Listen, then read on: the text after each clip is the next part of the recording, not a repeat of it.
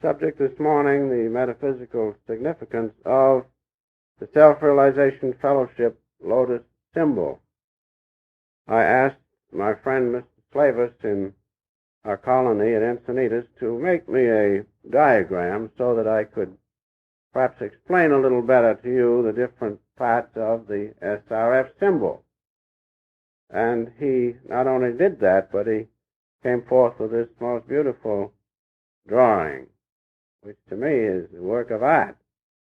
So you not only have the rough drawing, but you have a real nicely made picture of the SRF Lotus symbol. The lotus, of course, is a symbol of exquisiteness, of beauty. And when you see, by the grace of God, the lotuses within you, the spiritual lotuses, the centers of the spine, and especially the 1,000-petal lotus, you will realize what it means in the Bible when it says, "Eye hath not seen, nor ear heard, the things which God hath prepared for those who wait for him." Wait patiently and strive to unite their consciousness with his. And so the outlined lotus is the symbol of the spiritual lotuses within you, especially the great 1,000-rayed lotus of the brain. These are called chakras or padmas. And remember, the lotus flower is exquisite, but the spiritual lotuses within you, symbolized by the lotus bloom, are beyond words. You have to realize them through the love of God within you. They are there, they are real. And that's why self-realization has taken the lotus as its symbol. And of course, many paths of yoga throughout the ages have taken the symbol of the lotus. Just briefly to explain metaphysically what these lotuses are. In the brain, of course, which is the great storehouse of spiritual energy, we find the 1,000-rayed lotus. The spinal cord, a projection of that brain. Beneath it, so to speak, characterized by the little stem below the lotus bloom, that's the upper part of the spine. In there we find 6 lotuses, 6 chakras, 6 locations of spiritual energy within us. And they are exquisite. The different ones have different petals, different rays, scintillating rays from them. They are real. They're not indefinite. They are a perfect, sharp pattern. But they are exquisite. And they are the lotuses of the spine. The 6 lotuses of the spine, plus the great 1,000-rayed lotus of the brain, we find within us. This is the metaphysical aspect of the lotus symbol. As I have said, these lotuses are vibrating, scintillating. They give off rays of light. They are most beautiful. They also give off sounds, as all vibration gives off sound.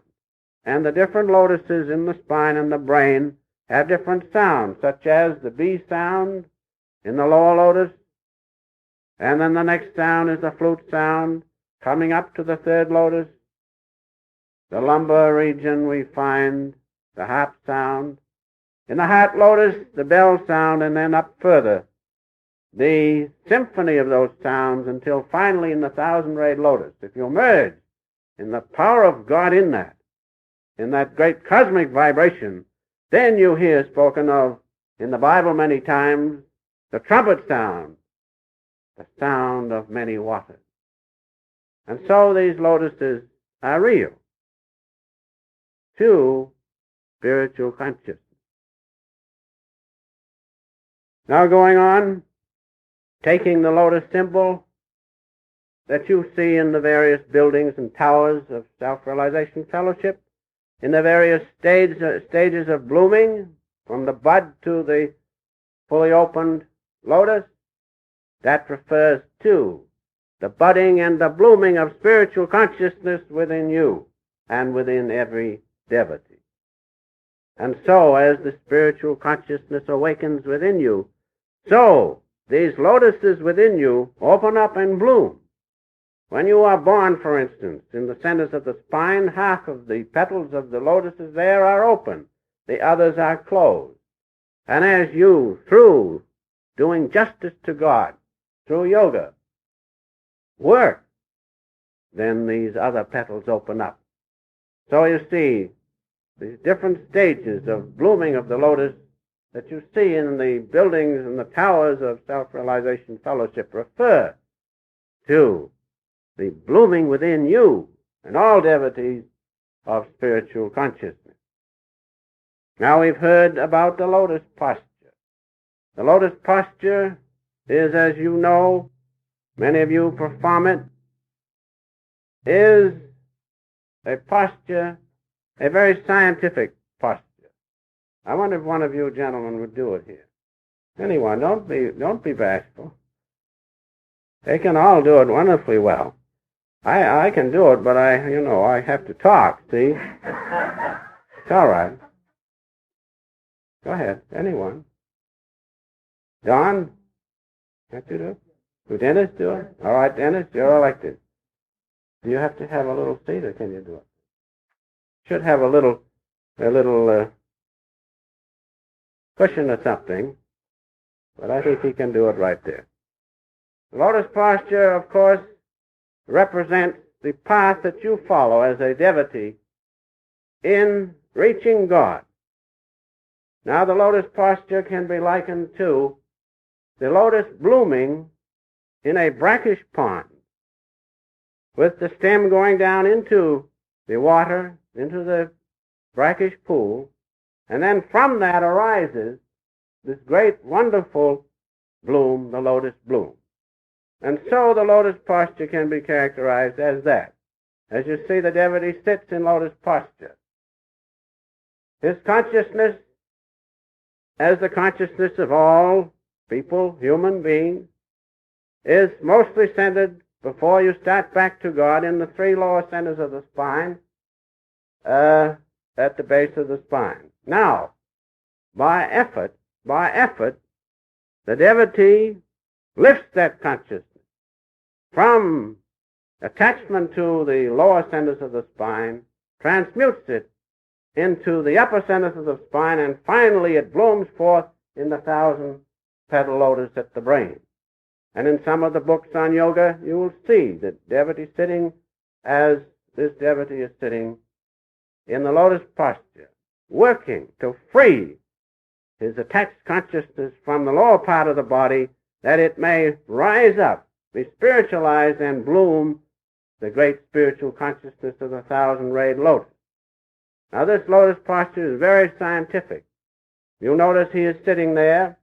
His feet and legs are locked in such a way that he will not fall over, and also his body is kept poised. The spine is straight. And it will stay that way when God's consciousness comes. Being a balanced scientific posture, it produces in the body harmony. And that harmony is conducive to the spiritual discipline, which later frees the mind from attachment to the body and allows the lotus of God's presence within us, the great 1,000-rayed lotus, to bloom forth. And as you see in Babaji's picture, he is sitting in the same posture. Lotus posture is scientific to allow that great presence of God, the great spiritual lotus, the 1,000-rayed lotus. Eye hath not seen nor ear heard the things which God hath prepared for those who practice and wait for him patiently, performing the techniques of self-realization.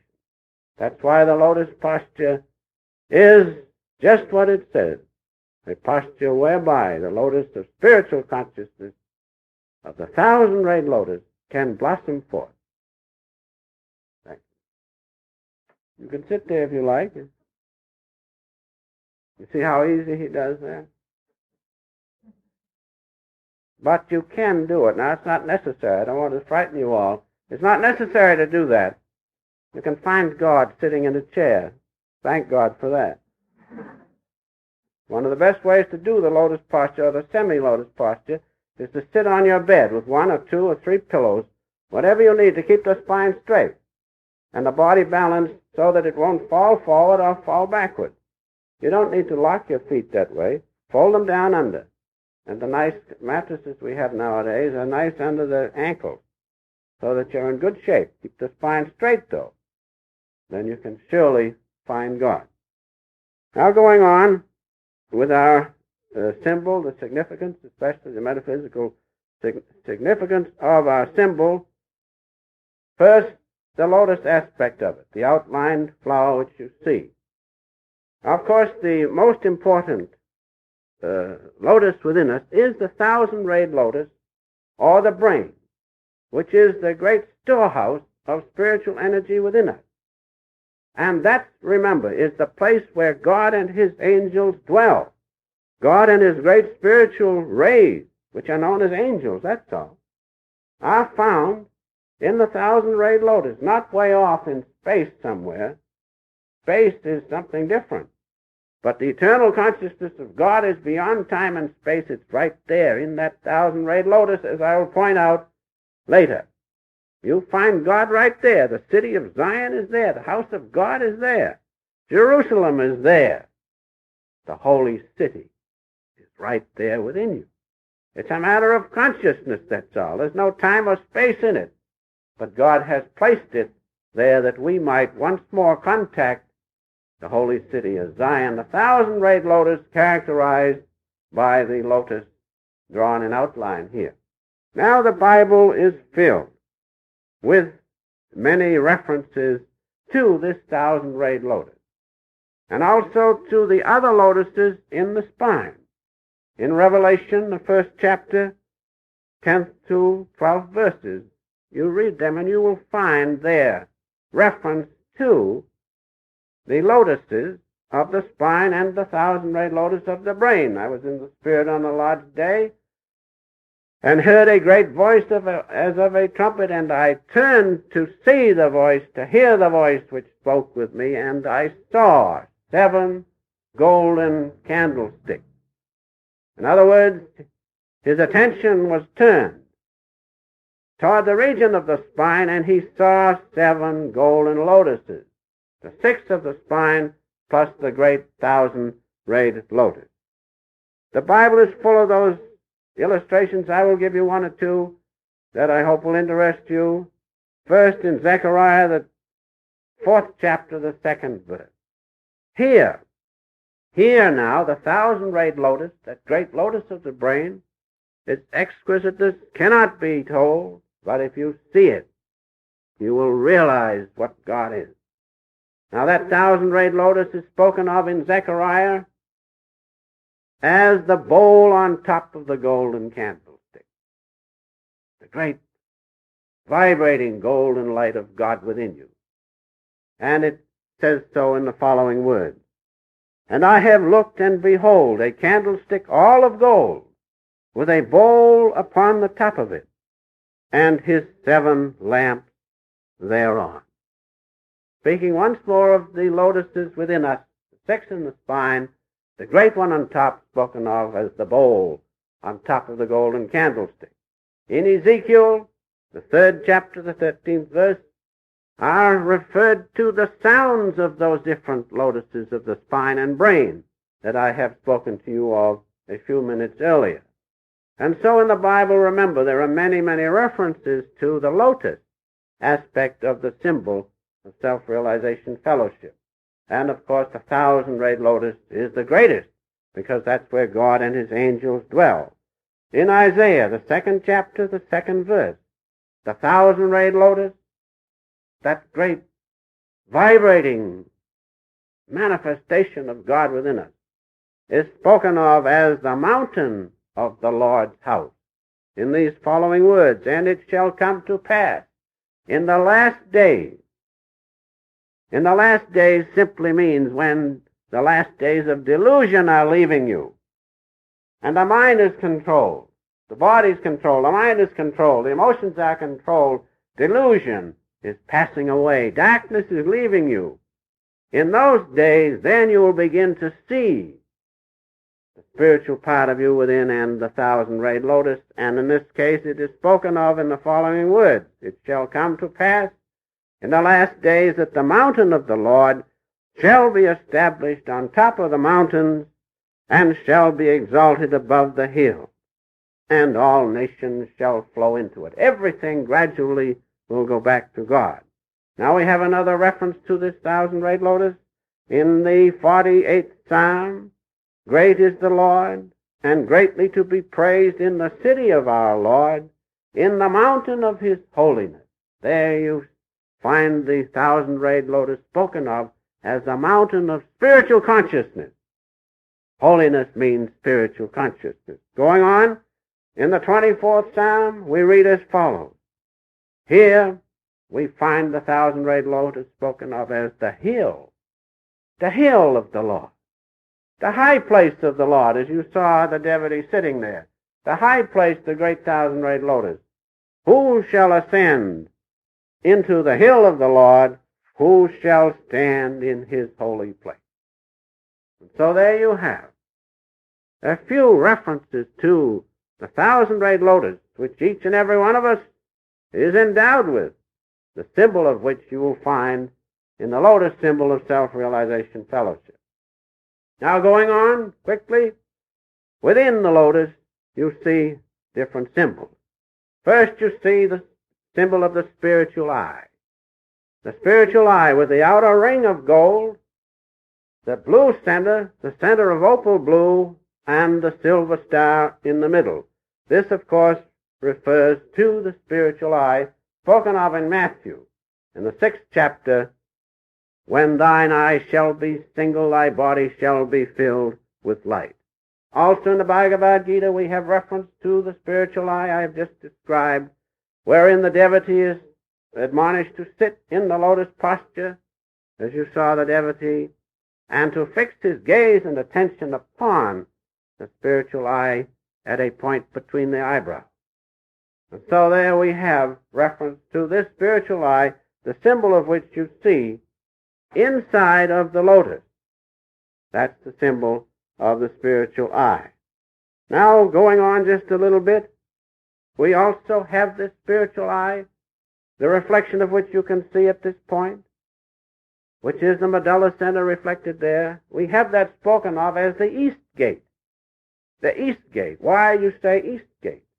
Because this is the east of the body, the west is behind, the south is at the base of the spine, and the north is at the top of the spine, the region of the thousand-rayed lotus. So, in Ezekiel, the 43rd verse we read, afterward he brought me to the gate, even the gate that looketh toward the east, this gate.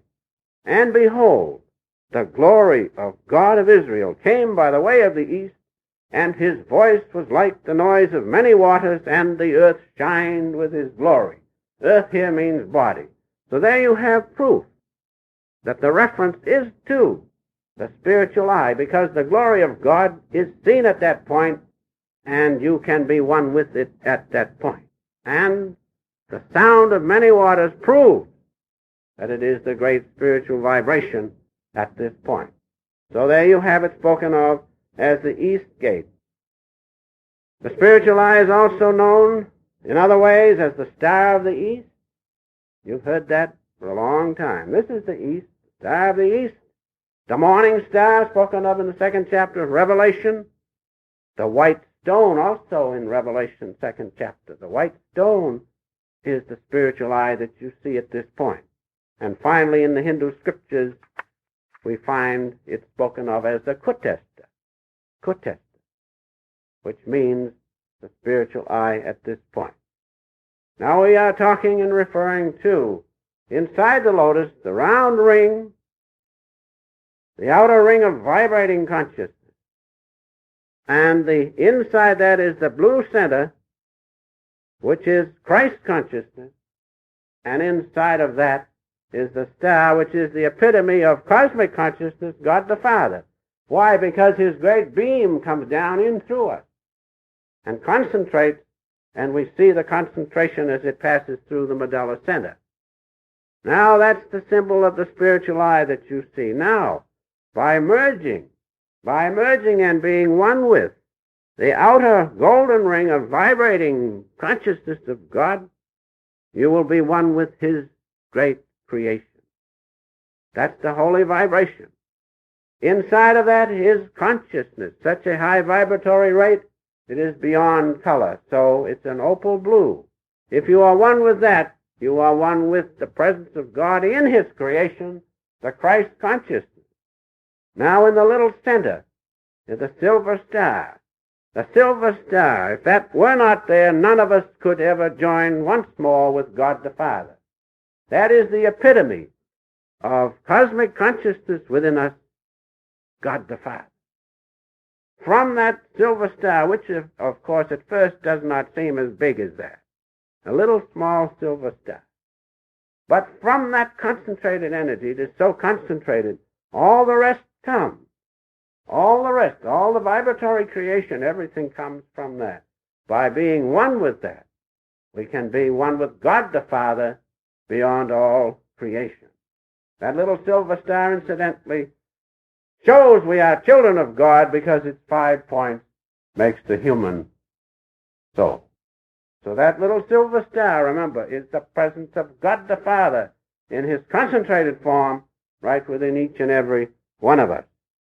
This spiritual eye also is spoken of as the two-leaved gate in Isaiah the 45th chapter. Thus saith the Lord to his anointed, whose right hand I have holden, to Cyrus, to subdue nations before him, and I will loose the loins of kings, to open before him the two-leaved gate, and the gate shall not be shut. Now it speaks about kings, it speaks about Cyrus the king, because they are symbols of power. And so in this spiritual eye, characterized by the two-leaved gates, the outer gate of vibrating yellow spiritual consciousness, and the inner gate of Christ consciousness, in that two-leaved gate, we find all the power of the Master of the universe. That's why it is spoken of in that way. And so, if you have that power of spiritual consciousness within you, then you can see what the next part of the verse means. I will go before thee and make the crooked places straight. I will break in pieces the gates of brass and cut in sunder the bars of iron. No circumstance, no obstruction can stand before you when you unite yourself with the power that comes into you from God through the spiritual eye. So you can see why self-realization has taken the emblem of the spiritual eye and incorporated in its symbol, because the power of God is there, the power of Jesus, the power of his great vibratory force. Now going on just a bit, this spiritual eye is also spoken of as the dove descending from heaven. If you will meditate deeply, you will see the great ring before you. I was caught out in a storm one time, prayed to God as the Master had told me, looked there, and I saw the great spiritual ring up there descending from heaven. The dove descending from heaven.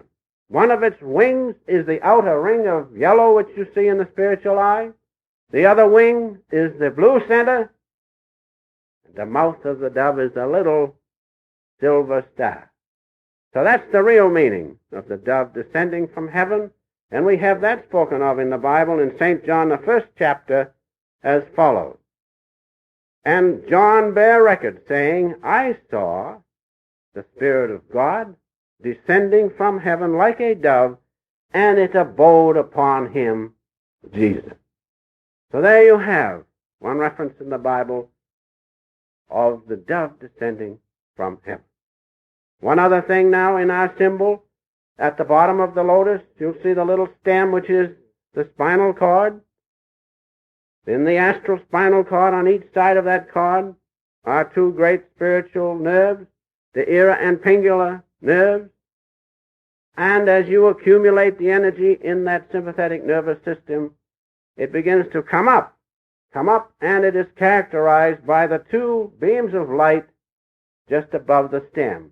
Those beams of light come around in here, astrally, and then they enter into the spiritual eye, the gate, and that is what enlivens you, that you may receive illumination. And finally, the current goes back to God, up through the spine, through the thousand-rayed lotus, into his presence. And so you can see that the lotus symbol of self-realization fellowship is very, very deep and comprehensive. Metaphysically, it means that the lotus symbol of self-realization fellowship represents the scientific highway back to God, the spinal highway of scientific religion, whereby anyone, irrespective of race, color, or creed, can, if they will, by following the admonitions of the channel which God has sent, the channel of the beloved Master, and do justice, as we said in our scriptural reading, work for God, he can once more enter into the spiritual eye, enter in through the door into the great spinal highway, be one with the consciousness of God and his angels in the spinal centers, and finally be one with the great omniscience of God as he lives right within each and every one of us, in the house of God, in the thousand-rayed lotus, in the mountain of his holiness.